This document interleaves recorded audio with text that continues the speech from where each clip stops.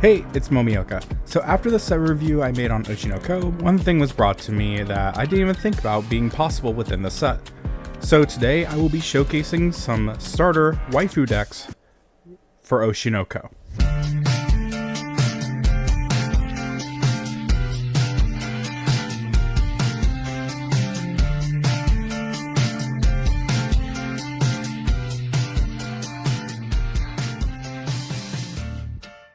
So before getting into the deck list, I want to touch on the rule set that was used when designing these decks.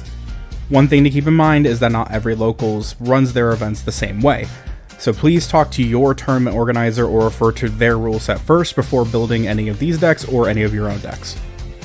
The first rule is that the deck needs to be centralized around one specific character. Second rule is that you are allowed up to one playset of a card that features a character that isn't the focus of the deck. This is primarily used for brainstormers, climax swappers, etc.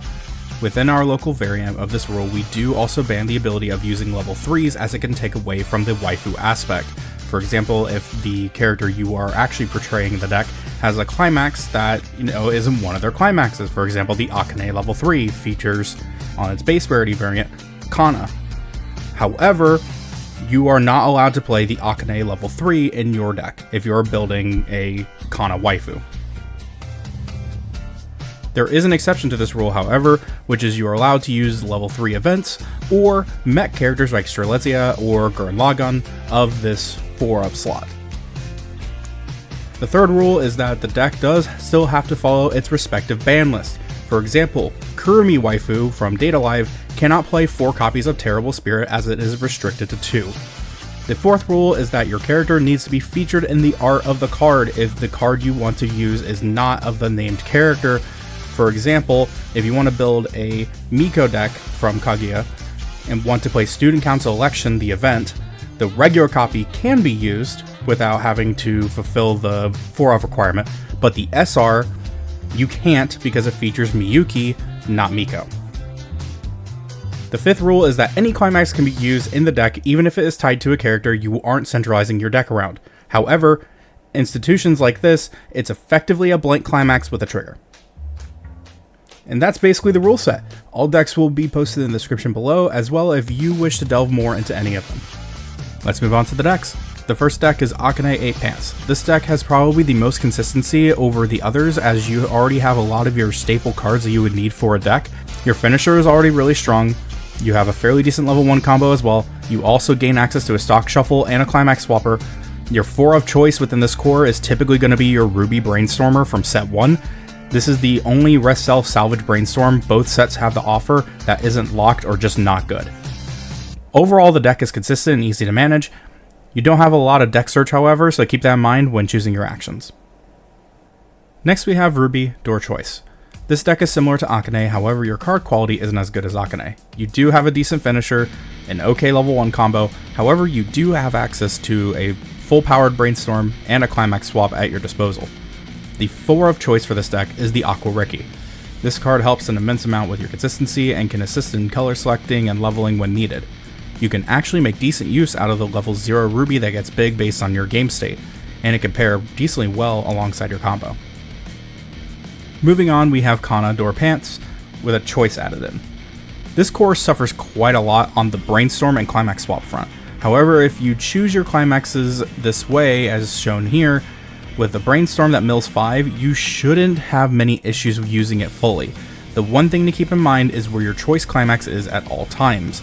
This card has to be reduced to a 1 of to maximize your Brainstormer, so making sure you can get to it for your finisher is also very important.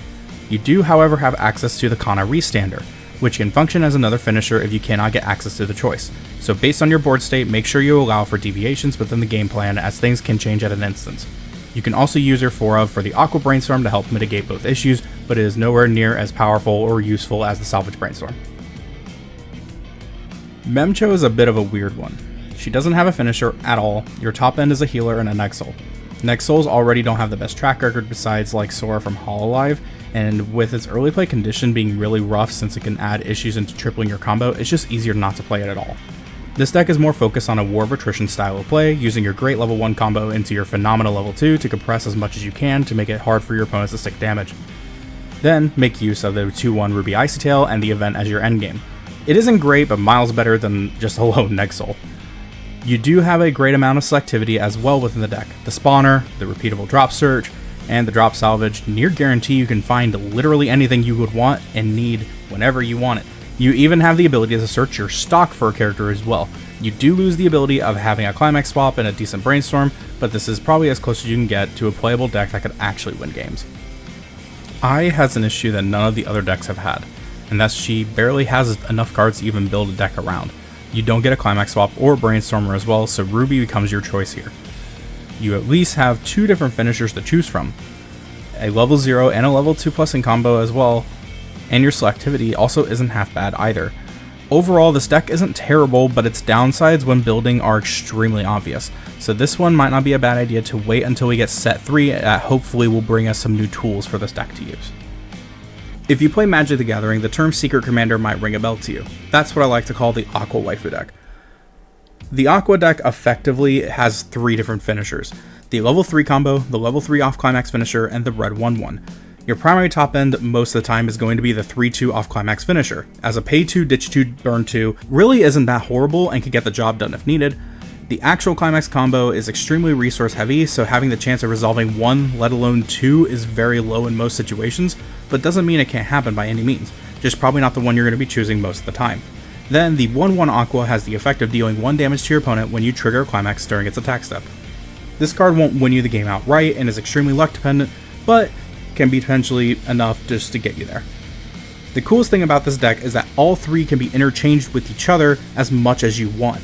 All make for a not unreasonable kill engine.